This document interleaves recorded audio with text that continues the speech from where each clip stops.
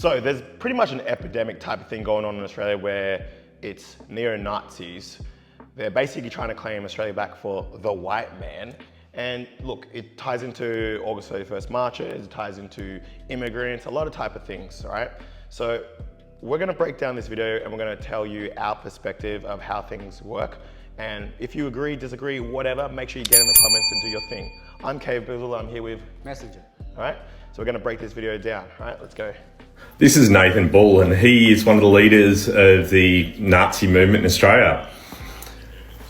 Here he is with the mouthguard in, attacking Camp Sovereign. So he brought his mouthguard. They were prepared for violence. They were looking for a fight when they attacked Camp Sovereign.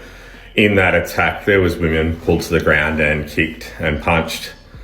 But they were looking for a fight. Why would you bring a mouthguard? I don't walk around with a mouthguard. No one does, except if you're looking for a... So the thing I don't like about the scenario, right, is if I was to get a whole bunch of black people, you, myself, dress in black, cover our faces, and be like, we're taking back our land, or we're taking back the land for Indigenous, I literally think we'd get shot or be put in jail. So there's already an inconsistency and a double standard there of why are they able to get that far? Is it because, let's just call it for what it is. Is it because it's white privilege and back in the back of the heads of maybe the government or the police officers or just a general population who happen to be white, are they thinking like, yeah, but it doesn't affect us, so we don't really need to do anything about it? You get what I'm saying? Because if it was like Asians rioting and stuff like that, that's a direct threat against white people.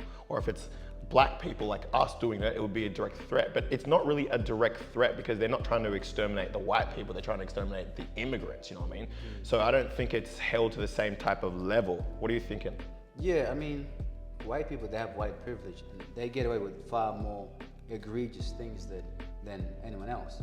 If we look at, Aboriginal death in custody in this country alone, I think 600 now from 1994, 96, don't quote me, but since the 90s, it's 600. Yeah. You know what I mean? Versus how many white people have died in prison.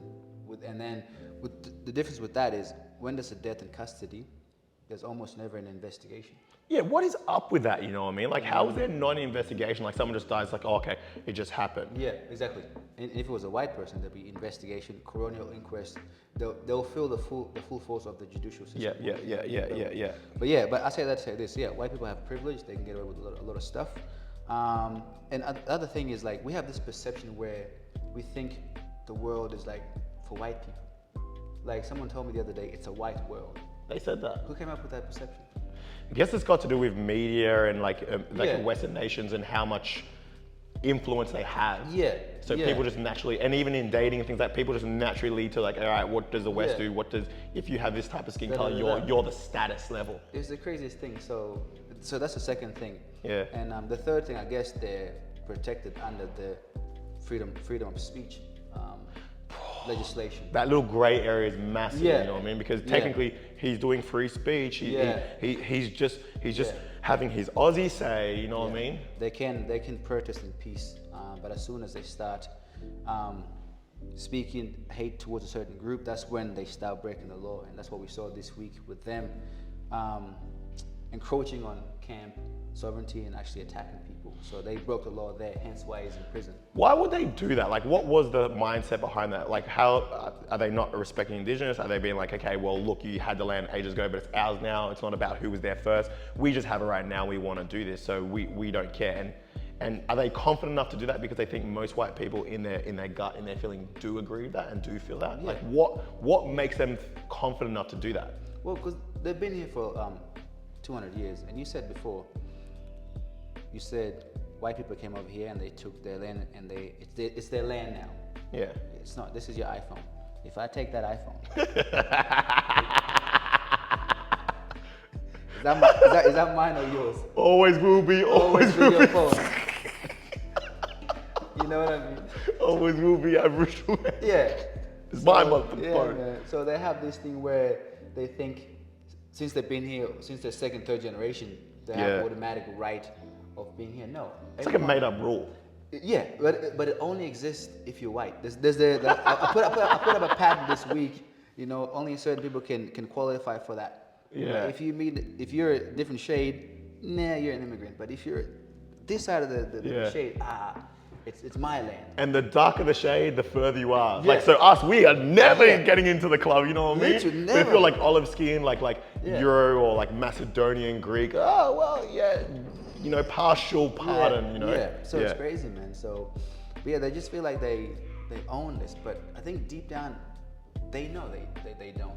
You know what I mean? It doesn't take a fucking an intelligent person to to discern history and go, You know what I mean? I do. I've noticed that it's not about right and wrong. It's about who has power. Yeah. Colonizer spirit is one of, well, I had the opportunity to do it, so I did it because I could. And so in this video, I like what this dude is saying, not the actual guy who's about to kill something, but the guy who's commenting to it. At least, like, obviously he's a white dude, he's an Aussie guy, right? But at least he's going, okay, we don't condone this, we don't want that, this is a bad thing to do, and you're making us look bad. I like that acknowledgement, I like that, because that settles me a bit more. Like, not that I need them to tell me, but that actually makes me go, hey, there's people out there who are quality, you know what I mean? However, when it's all said and done, just speaking about it is not the same, because I just know if someone was of a different religion or ethnicity or something like that, bro, they won't even speak about it. It won't go on social media, or they only put on social media to show, hey, look what we did to save you. This is more like, it's always like petitions and debates. Like, let's talk about how this is wrong and like, let's politic about it. But just like COVID, when something is fully against the people, whatever, now it's not democracy, it's like dictatorship, basically. Yeah. So I just want to know why they don't use their power to that level. Like I said, I do like it that he's like referring to it and pointing out the bad behavior. And he even says that he came from a racist cult himself. So he's basically making the notion that, hey, racism is something which is learned. I came from that, and now I'm turning away from that, and I want to point it out now.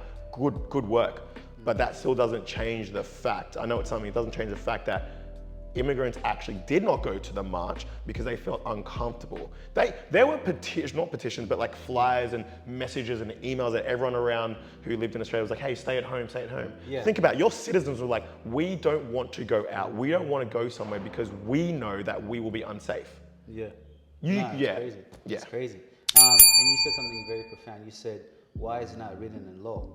Well, because who does it benefit at the end of the day? You know, the white policy, how quick was that expedited and written in law? Because it benefited the white society. These things that we're seeing in the country, we can expedite laws to prevent them from happening again. But it kind of goes against the freedom of speech of citizens. Yeah. You know what I mean? And that's one other thing. And there's actually politicians in parliaments that may have this mindset. Yeah. So if I'm Peter Dutton and I hate other people, why would I put laws to protect them? That doesn't serve my mission. What's really funny about that is because obviously you've been to a nightclub or a festival or something like that, and you know how, you know, women can get in straight away and guys have to line up, and then if you're like a black guy or African guy or, you know, darker skin color, it's going to be harder for you to get in at times unless you overcompensate by dressing exceptionally well or maybe being on the list and knowing someone. It's more like affiliation based. So you have to work 2 to 3 times harder than a man, and then 4 to 8 times harder than a woman, basically. So it goes to show the status, you know, trying to get into a elitist club or something like that. Do you think that, what do you think is worse? People who enable that behavior basically don't say anything about it and just be like, well, I'm not sure, I'm not educated, I don't know. Or people who are actually, like, e.g. the neo-Nazis, doing their thing and going out. My opinion is I think that the enablers are worse. Yep. Because I don't know where they stand and they're willing to jump on any side to save themselves, and they just happen to jump on the quiet side right now. But if the neo-Nazis win and stuff like that, they're just like, oh, they're just doing it for Australia, like, you know, this and that. Like, so what do you think about that? Like enablers versus the people who actually are more vocal? Yeah, no, I like, because I'm very black and white. I like to put you in a space. Yeah. You know what I mean? And in enablers, historically, enablers are the one that end up sabotaging people. You know what I mean? Because they can get close to you. Yeah. If I know Thomas McDick as a Nazi, I'm going to stay away from him.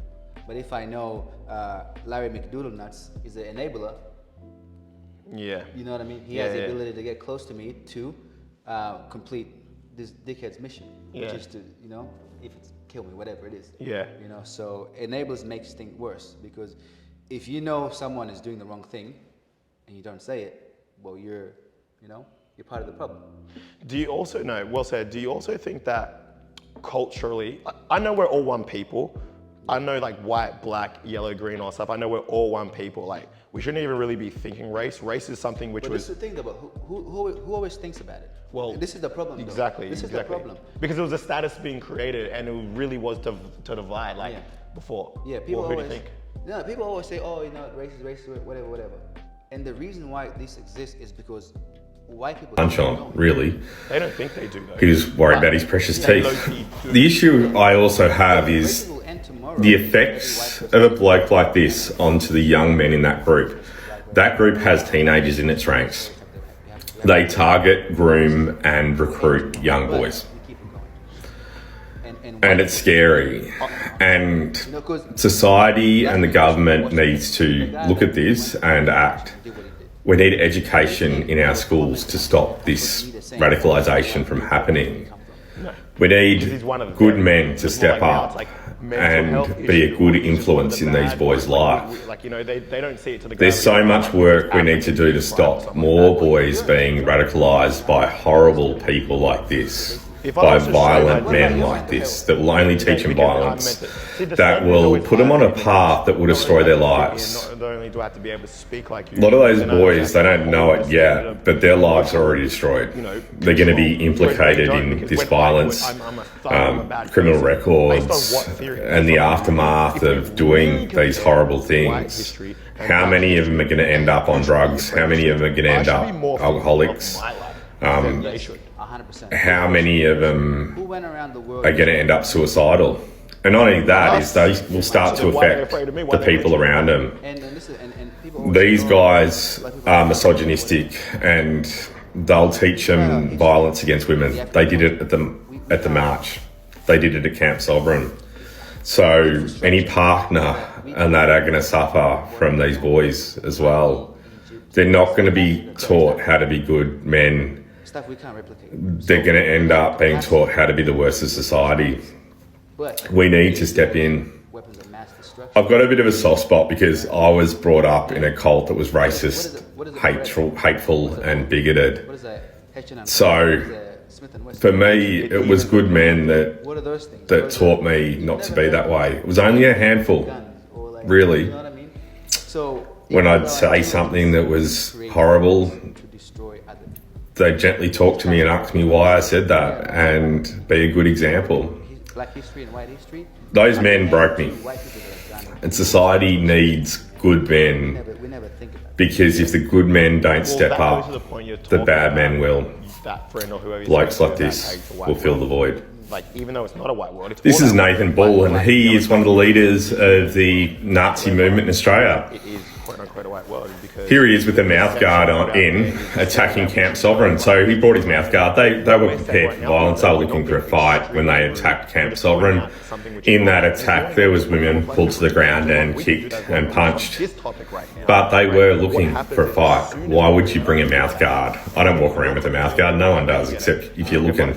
It's go back to where you're from. They don't even know where I'm from. They don't know if I'm born here, but they just automatically, it doesn't matter. As soon as I'm saying something which they don't like, they have to meet it with force. Because in their head, we're losing ground and they're gonna take over. I'm like, bro, you just called me something wrong. I'm standing up for myself and I'm the bad guy. Yeah. I'm the angry black guy now. Yeah. You know what I'm saying? It's the craziest thing, man. Like, go back to where you come from. Like, not everyone is from here.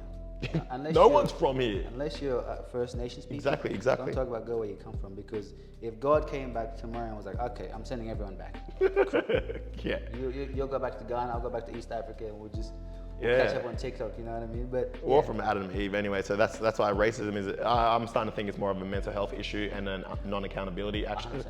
100%. But I don't really like to say that because that's a scapegoat. Oh, it's a mental health. No. Your culture still be doing that, bro. Yeah. You know what I mean? And I think it's a mental health thing, because if you don't have the capacity to discern historical facts, you're a fucking idiot. Yeah. Facts. Anyway, good talk. It's Kbizzel. I'm here with Messenger. All right, make sure you like, share, follow. Where can the people find you on the socials? On TikTok, I'm just a messenger. That's it. On YouTube, I'm just a messenger. That's it. So like and follow. Appreciate you. All right, guys, and make sure you get up in the comments. Tell us what you think about the scenario. We want to see these comments. We're going to keep on putting out mad content for you guys, all right? So we will need your support to keep on doing this. We are basically advocates for the world and Australia at this point. Yeah. Just like I said with Benson the other day. All right, let's get it.